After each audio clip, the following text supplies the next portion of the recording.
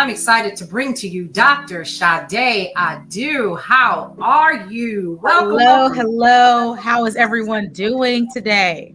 I'm so happy that you're here. Finally, let's talk about that. We've been trying to get you on here for a minute, but you're always busy. You're always doing your thing. You got all of these things going on. First of all, shout out to Wisconsin, my home state.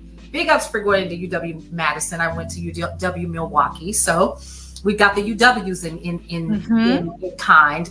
So let's jump right into it, because we're going to be talking for a minute. And one of the things that I definitely want to make sure that we cover is how in the world did you go from traveling the world to getting your PhD in Wisconsin, of all places, and then deciding I'm going to help women entrepreneurs? What happened? So I started my business 9 years ago. I was actually living in the Republic of Kazakhstan. I was living in Central Asia. Wow. And I was an international teacher. And that's a story within itself. How did I get to Kazakhstan? Okay. And people usually ask that story. How did you get there? Yeah. I took a leap of faith to leave everything I knew and everyone I loved, to move 5,483 miles away to the Republic of Kazakhstan. And sometimes I was the first person of color, Black person that they had ever seen. And for some of the older people in some of the remote villages, I was probably the last. And I had to make a decision that couldn't be the reality forever. Wow. So I was committed to making positive change and making sure that I was a good example of Black people, because I was literally the representative Black folks. I see. I had this opportunity. Prior to moving to Kazakhstan, I lived in Philadelphia. I went to graduate school at the University of Pennsylvania. They were developing schools in the Republic of Kazakhstan. There was a hiring freeze in Pennsylvania, in Philadelphia. They were not hiring teachers. My background's in social studies. I was not essential. They didn't need me there. Wow. But that opened up an opportunity for me to become an international educator. So a couple of months after I graduated with my master's degree in education, I relocated to Kazakhstan. It was supposed to be 1 year, turned into two turned into 3. And after 3 years of living 5,000 miles away from everyone you've loved, spending my early to mid 20s in Kazakhstan, I just wanted to do something else. Right? I was unfulfilled. I was doing well. I paid off like $20,000 to $30,000 worth of student loans. I was doing extremely well. My credit was amazing, but I knew that there was more. Okay. You might be like, I'm at the top of, I was goals. I was traveling to 30 different countries.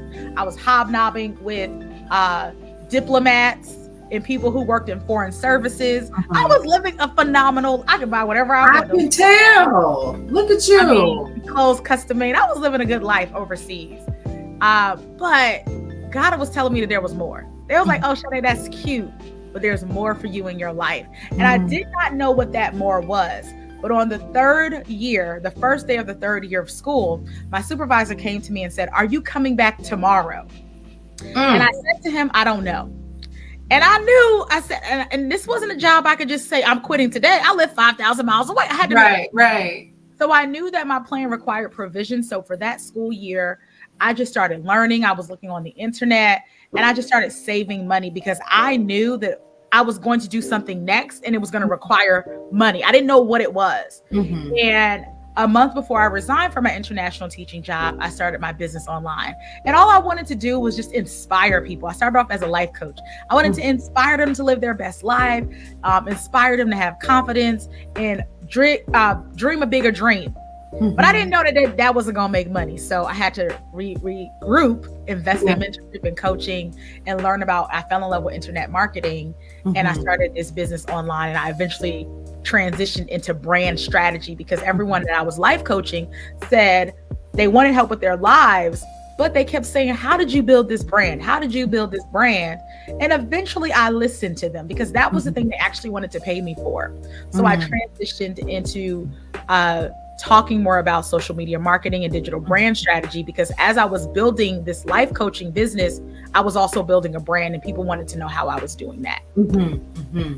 I see. So I heard you say this more than once in your conversation. You said, I heard from God. Mm-hmm. So let's talk about that, because I hear people say, I'm looking for a sign. I'm looking for a sign. I don't know what to do next in my business. What were the signs? Was it an audible voice, or were you just like, all right? So prior to living in Kazakhstan, I was in school. I had got my undergraduate degree from Morgan State University in Baltimore. Then I moved to Philadelphia. I was just consistently busy. Like you say, my life is busy now. Yes. There's always been elements of busy. Yeah. But in the time of living in Kazakhstan, especially in year 2 and 3, I moved to a more remote village. It was quieter. I couldn't basically watch TV. Even Dora the Explorer was in Russian. It was hard to understand. There was like one channel in English. Netflix was blocked. So I had a lot of free time. And we had a Bible study. We had a local Bible study with the teachers who were Christian. And I just had some time with God. Like, what do you want me to do next? Because I'm not supposed to stay here forever. And I'm very clear. If I would have stayed in Kazakhstan for 10 years, if I would have did overseas for a decade, I would have been a millionaire by now. I would have had way more money. Really?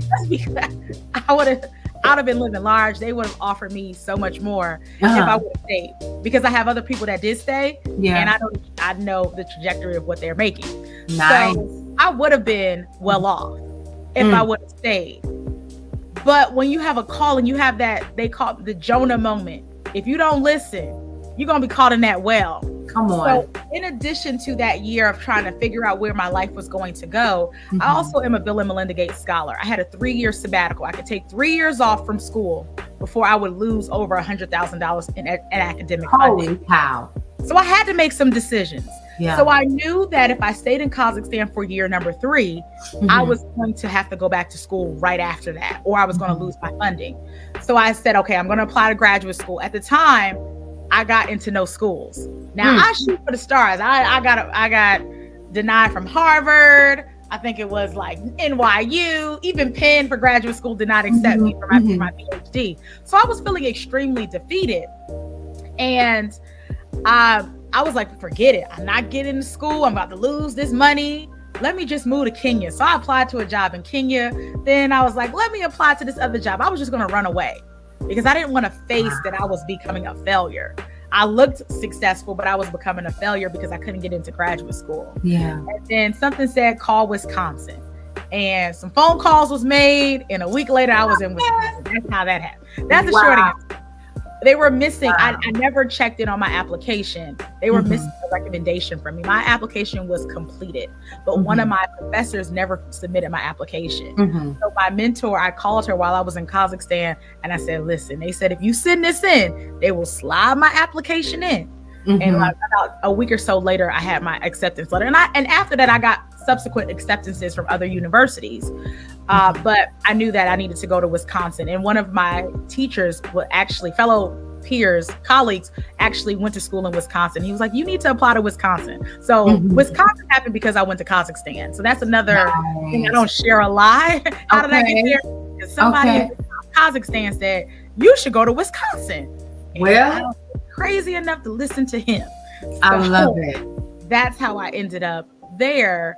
I started my business, and 2 months later, I moved to Wisconsin. So I had an international relocation, and then I had a regional relocation to Wisconsin. I had never been there prior to, literally, I had not been there prior to being accepted. I didn't go to like visit the school day because I was overseas. I literally just went there on a whim based on some recommendations from some people who had experiences there. So definitely was taking a leap of faith. And so that is what you would say is your I heard from God moment, because you were doing all this running, and ultimately it came down to a connection that you had already had in Kazakhstan that said you need to go to Wisconsin, and then you heard call Wisconsin, and that was it. And then boom, you end up in Wisconsin. Oh my. And you did your doctoral program there. And now you are Dr. Sade Adu. Yeah. Now, what does Sade do with herself now that she's been hooded and What's next? Like, do you get another doctorate? What do you do? Like, are you getting as many invites to go to another doctoral program? What's happening? Another one. I don't want to go back to school now. The only time I will go back is if Harvard accepts me to, they have like a 3-week MBA program. If Harvard accepts me, I will go. Mm-hmm. Other than that, the answer is 9 out of 10 times no. Okay. I spent 5 years living in Wisconsin. It took me 7.5 years to get my PhD. I am still in recovery mode. And then on top of enduring a pandemic and finishing during a global pandemic, we are still in PhD recovery mode. So this part of my life, post-pandemic and post-doctorate, is I spent a lot of time enjoying it. The value, re-understood the value of friendship and family. We lost so much connection during COVID that I wanted to spend more time with my family. Yeah, I wanted to just celebrate and be in their presence. I wanted to spend more time with friends because over 7 years of me traveling and building a business, I neglected a lot of friendships. And COVID gave me the opportunity. It slowed me down. Kazakhstan slowed me down. COVID slowed me down to realize what was truly important. Those moments, those minutes, those memories and connections that we create together was just so much more valuable for me than always being like, oh, you got to be at this business event. Oh, you got to do this thing because your business or your brand needs you to do this. What about my friends that knew me before all this stuff? What about my family members? What about their birthdays and holidays and special celebrations? So for me in this season post school, it was important to prioritize family and friendships. And I'll add another piece in there because I'm a single lady. Also put some time in there to date too.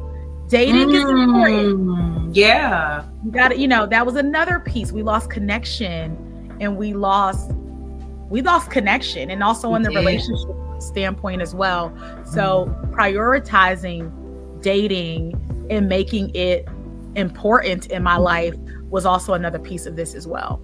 I love it. And so you came out of that and you're still in recovery. You sound like me. I tell people all the time, I have a friend who is actually in his final year of his doctoral program. And I said, whenever he mentions that he's in that final 2 classes and he starts talking about it, I just have to sit back and breathe because I have a flashback to that last year when I didn't think I was going to make it. And I had 2 classes and anyway, enough of that. So I feel you. I understand. That was my point in understanding what your brain feels like. This is your brain on your doctoral program. People don't understand unless, of course, they've been through it. Now, here's the question that I have for you. After you've left and you've said, I'm not going to do research. I'm not going to go into my field with what I've studied and what I've graduated with. It sounds great on the front of my name. It sounds great when I put it on resumes. But first of all, I'm actually worth more than that. And I already know it because I'm already building my business. What made you decide, outside of the fact that people were telling you, hey, this is what you need to pay me for? What made you decide that you were going to go all in the way that you have? Because let me stop, ladies and gentlemen, what you all don't understand about her, whenever you see your lives, whenever I've seen you on stage, I've seen you in person, I've seen you with the backpack and the lights and all the things. You do not do mediocre at all. And that means that you're always on 10. Like, 1, where do you get the energy for that? And 2, is that something that you impart onto your clients? And where do your clients come from? How do they find you? Like, I got all kind of questions. So energy, vitamins. I'm high off life. That's, listen, I'm blessed. I'm highly favored. God is good. I got breath in my body. So I'm just naturally happy. I used to live in Kazakhstan, people. Listen, sometimes there was months we didn't have water coming out of the faucets and we just had to figure it out. So listen, I lived by the secret police. I was in the former Soviet Union. Life is good. Yes, okay. So I just put things into perspective. Like, life could be worse. We just came out of a pandemic where millions of people died and we are still here. What do I have to be upset about now? I just find joy in life. Mm-hmm. Small things make me happy. There's a book by Oprah, Things I Know for Sure. Yes. One thing she writes in the book is about this gratitude, about just being grateful. And one of the things she's grateful for is water pressure. The fact that water comes out of the faucets when I'm taking a shower. Because there was times in Kazakhstan where we didn't have no water pressure. Didn't have any. Okay. So I just think about the basics. Like I can turn on the faucet and water will come out to wash my body. I'm blessed. Amen. So I find ways to be gracious and grateful, even in the midst of pain, turbulence, and trauma and stress. I still find those things. And I know what it's like to be depressed. So, I'm going to say this. I've been saying this recently on a lot of different interviews. I believe in therapy. Yes. Working on a business and being a doctoral student was the hardest things that I could do. They're hard by themselves, but to do them at the same time is insane. When you only have 2%, 1 to 2% success rate with both. And I decided as a Black woman in America to do both at the same time. Not my brightest idea. So you go through turbulence and stress and depression and weight gain. When I was in Kazakhstan, I was exercising 3 times a day. I rode a bike to school. I had a personal trainer, a Russian personal trainer. I was working out every day. School, life, Rona. Yeah. That wasn't the case. So I became depressed. And I also, while I was in school and been in business, I ended a long-term relationship that I thought would end in marriage. And I was depressed. I'm like looking around like, wait a minute, this is not the life that I thought I would have for myself. I didn't think I would be single at this particular age. And it caught up with me. And then COVID caught up with me. And I needed help. So navigating life in this on this side of 35, it's important to have other tools so that I can cope and live the best life. Because I like to be happy. And when I'm not happy, it affects my money because my accountant is going to call me and say, you need to get yourself together. And if I need time to take a break, I understand that needs to be funded. We have a team. People depend on me. So I can't be down for long. So I need to have tools that allow me to be happy and successful so that I can operate at and be my highest level self. So therapy was a crucial piece of that. Understanding that I am my best investment and I got to work on me every single day. I'm not perfect. Nothing I do is perfect, but I work on myself every day and those vitamins. And as a matter of fact, I need more vitamins right now. What? Water. Listen, I'm trying to get my gallons in. That's it. Cheers. Yeah. I want to be healthier. I want to live a long life. Yeah. And when I'm living this long life, I want to be healthy and do it. Yeah. So those are just some priorities and things that are important to me that keep me going, because I understand if we're going to be stewards of money and we're going to have millions and whatever God wants to give me, I need to be able to enjoy it. I need to have the wherewithal to know what to do with it, to multiply it so that it lasts generations. And that's going to require you to be the best version of me. Come on. Yes. Look, the doors of the church are officially open because Dr. Sade has given us the formula, okay? But listen, I need to know, we inquiring minds would like to know, as a branding strategist, what is it that you do? So like you go live, and you go live often, right? So shout out to you for doing that. You're consistent, and you're consistent on social media, and we see you everywhere.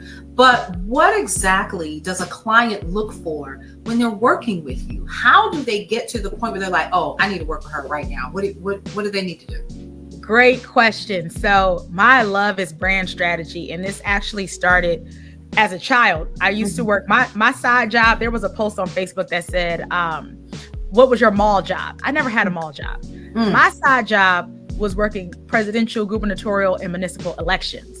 I used to get paid to campaign, canvass, and register people to vote. And work election polls. And I did that before I was eligible to vote. So under 18, that was my side job. That's what we did in Irvington, New Jersey. What I learned from politicians, so I met presidents, I've met governors, I've met all these political people as a kid. I watched them. They were marketers. If you want to win an election, you got to know how to be a marketer. If you want to win an election, you have to know how to build a brand. But at the time, we called it reputation. They had a reputation. And I learned so much from them as a kid. I didn't realize it. One of my mentors was in politics. And when I went into this new part of my life about building a brand, it's still about reputation management. What do people say about you when you're not in the room? That's from Jeff Bezos. Okay. What do people think about you? How do people believe do people believe what you are saying? Yeah. Do you believe it? Come on. And now we have tools that we didn't have when I was below 18 that allow us to share our message with the masses and share our message with the world. So putting strategies together was the same thing as me watching people put campaign slogans together or put campaign messaging together. It was the same skill set, but now we're putting it together and monetizing it. Instead of trying to win an election, we're trying to win the hearts and minds of buyers to purchase our programs, products, and services. So the skills were transferable. And I realized that was a skill that paid the bills. So I love it. I needed to learn, I wasn't getting it Kazakhstan no more, okay? Right. I had oil. Okay. Them checks always cashed. But I wasn't getting them anymore. So I had to find skills that I already had that were innate to me that were monetizable. So I knew how to put websites together. I knew how to put flyers together. It was just something I did on the side as a kid. I knew how to put things together, and I didn't understand that was a skill that was valuable in this particular marketplace. I see. And I had been practicing public speaking as a kid. All of these different trades. This is stuff we did for fun in Irvington, New Jersey as a child that I did not realize 20 years later would be valuable skills that I could monetize and help other people monetize as well. I love that. And see, here's the thing that I'm hearing you say, you don't even realize you're saying it, is innately that's who you've always been. You've just come into your own and you've come into yourself, and it looks like you're not done expanding either. This is the beginning. We're just getting into it. Look, she's like, yes. Can I say this to anybody who's watching, whatever age you are? It took so long for me to accept who I was. I was living in a shadow. I was like a fraction of myself. I didn't think I was enough. I thought I had to be somebody else. I thought that this was too much. And this year, 2023, was the year I said, forget this. We're just going in on being me. Period. And I had to be okay with it. And I had to be okay with the consequences of being myself. Because sometimes we're afraid to be us because we've been shunned. We've been told we're too loud, too big, too small, too thin, too light, too dark, too something. We're too much. Yep. And in this marketplace and in this season, we are called to be exactly who we are. We can't be nobody else but ourselves. So that evolution, we're still in that process of evolution, but I'll say there has been a massive transformation in the last 6 months because I just was like, forget it. I'm over it. It's time to just be me. It's time to just be you. And there are so many people that need to hear that, especially when we're talking about building a business, growing a business, sustaining one. And that image, right, that comes with branding and what you're saying in terms of reputation and the politicians and so forth. And so when we're talking about building out a brand, are you saying to people like me, hypothetically, just be yourself? Just be yourself. That's the core. So the first thing there's a couple of things. Okay. So I call branding your greatness is part of our framework. And greatness is the mix of your purpose, your passion, and your profits. Your purpose, so your passion is the car. I use the analogy of a vehicle. It's whatever car you want to drive, you got the passion, whatever one you love and you like. The purpose is the steering wheel because it's going to teach you and tell you what direction you're going to go. Yeah. But let me tell you something. The profits is the fuel and the gas. That car is not going anywhere. I don't care if it's a Maserati, a Hoopty, a Beetle. It's not going anywhere if there's no gas. So in order to really fuel your purpose and your passion, you have to make profits. So that's our framework for greatness. So when I'm talking to people, I'm a strategist. I love solving problems. The name of my company is Savvy Solutions because I get tired of people trying to have problems. Like, let's solve them. So that's the core of my business model and who I am. So I'm identifying what problems do you solve in the marketplace as a strategist with anyone. What problems do you solve in the marketplace and what problems are people willing to pay you for? Because that's the other nugget. Come on. The problems you want to solve, the things you want to help the world do, you might want to end world hunger. But maybe people want to pay you to do that. So what can people pay you for so that you can also still be philanthropic? And that's a lot of people in ministry. They just want to be, I want to serve, I want to help the people. We can serve and help the people more when we are more profitable. So That's right. What do people want to pay you for? Mm-hmm. Who are those people? And how can we get in front of those people strategically? Those are like the top 3 things that I really focus on. And then we say, who are you? While being you. Be you. Yeah. Find your people.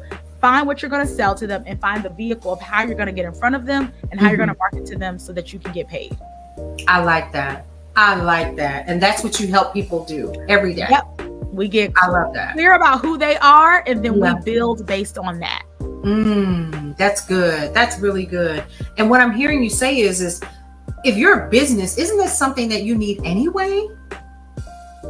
Brand strategy. So some people will say they have different opinions. My colleagues have different ideas about it.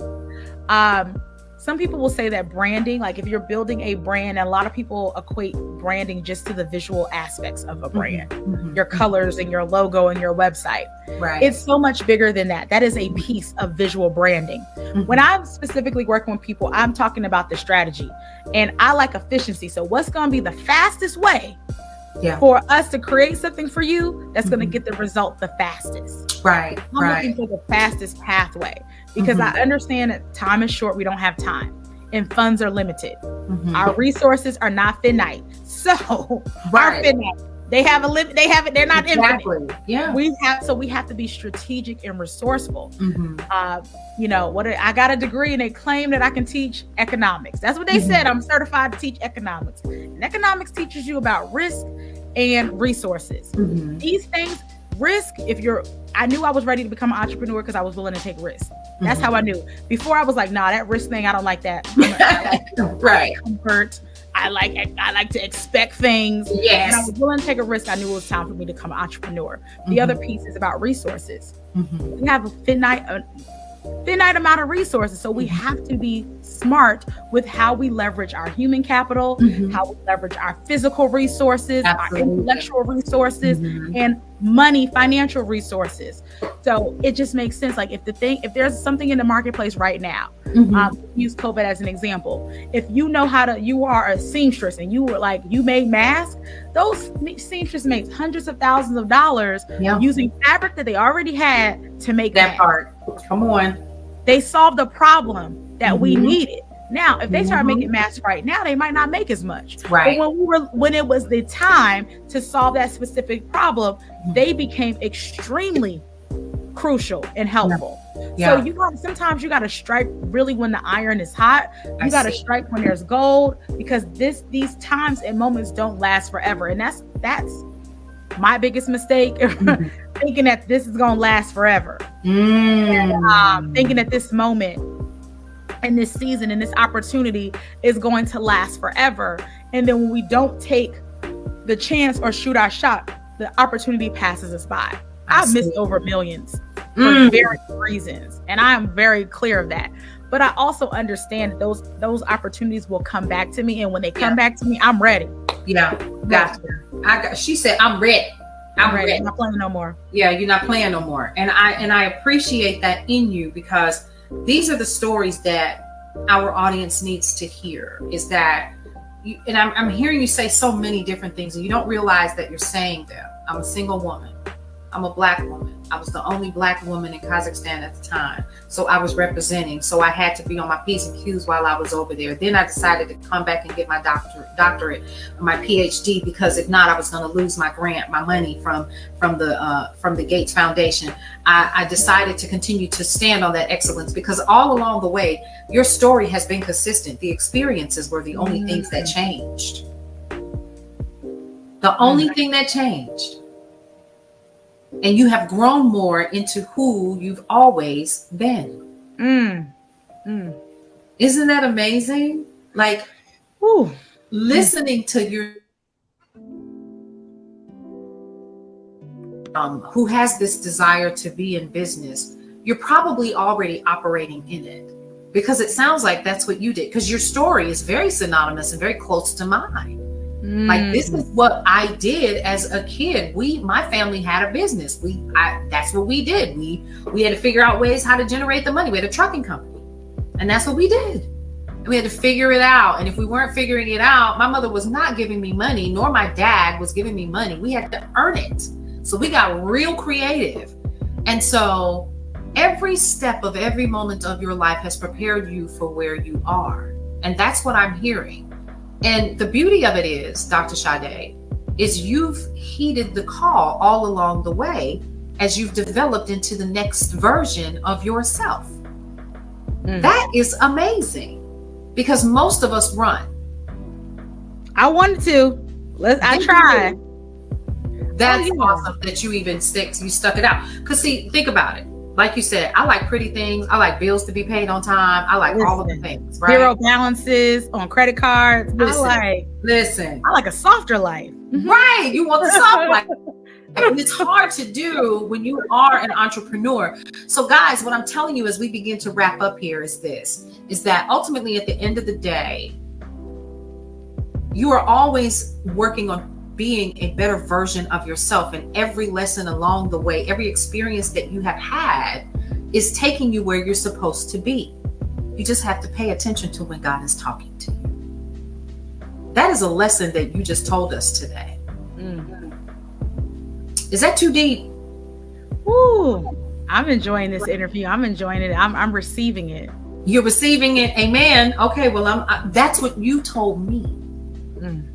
And that's beautiful. So that's a good thing. And so there is a next, and there is a next.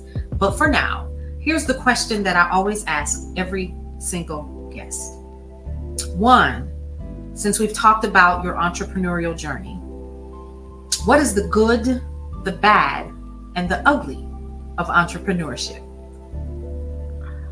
The good of entrepreneurship is that you're able to help people.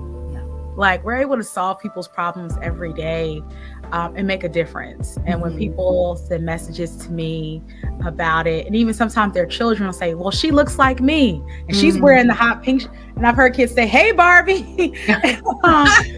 Like, they see representation, and representation matters so much. So that part warms my heart and makes me excited. The good, the bad.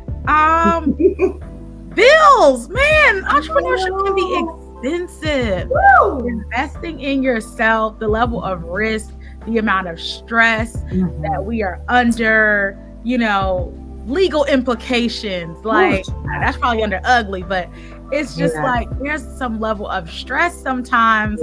And I just be like, man, what am I thinking? Like, I know. Why did I do this? And I know many of us every day we contemplate, like, why are we doing this to ourselves? Like, this doesn't make sense. We could go get a job. Like, why? The ugly of entrepreneurship is you have to make difficult decisions every day. And difficult decisions mean sometimes that you need to stop your business. Decisions means that your life is still lifing while you trying to run a business. Family, death, in full transparency. My brother passed away, and my niece now lives with me, and we're still trying to get her into school. Not saying that's the ugly part, but that's also a beautiful part of entrepreneurship. You have the flexibility to do that. That part, but life still happens. And like our mutual mentor says, your business doesn't care. Your business doesn't care at all. You're depressed and you running out of money. Your business doesn't care. Doesn't at all. So be careless. Your business does not have the capacity to this is what my advisor used to say about Wisconsin. Your business, does not have the capacity to love you in the way you want to be loved. Come on. So you need to understand that. That's the ugly side. Yeah. But if you do what you need to do in business, if you do things, you can create systems and pathways for yourself to get the support that you need. It is it's a pathway, but it does not have the capacity. It does not understand that you're tired and you've got to send out an email. It does not understand that your client didn't pay you, so you can't pay your invoice for somebody else. Your business doesn't understand none of that. But if we do what we need to do, there are systems that you can put in place so that you can get that support, so that you can have some extra savings when something falls through. So it is a vehicle to get support, but it is not the supportive vehicle itself. That part. Amen. Wow. This has been so good. I could sit here for another 20 minutes, but number one, the lunch and learn is 30 minutes because people got to eat lunch and get back to work. That's number one. And then number two, you got stuff to do. So with that, Dr. Sade, I want to thank you so much for taking time, for coming out and hanging out with us here at Cityscape the Brownstone, and telling us your story and about how you have walked the walk the whole way. And the only thing that changed was your development in it. And that's a beautiful thing, that you have been obedient to that without even realizing it. I think you had an aha moment today. Yeah. And so this has been beautiful. You guys, let me tell you where you can find Dr. Sade in all of her glory. Listen, you can find her at SadeWhyIdo.com. SadeWhyIdo.com. You can go ahead and find her there. And do you have any final words for our audience today? If you have been on the sidelines and you're thinking about starting your business, you're thinking about taking action, just go for it. Or we say in our tribe, just do it. Just do it. Just go for it. Come on. I love that. I love it. I love it. You guys, this has been amazing. Once again, this is Dr. Sade Why-I-Do coming to hang out with us here in Cityscape in the Brownstone Worldwide Studios. We appreciate you guys for spending time with us this afternoon. We will see you on the next edition of the Lunch and Learn Hour. We'll see you around.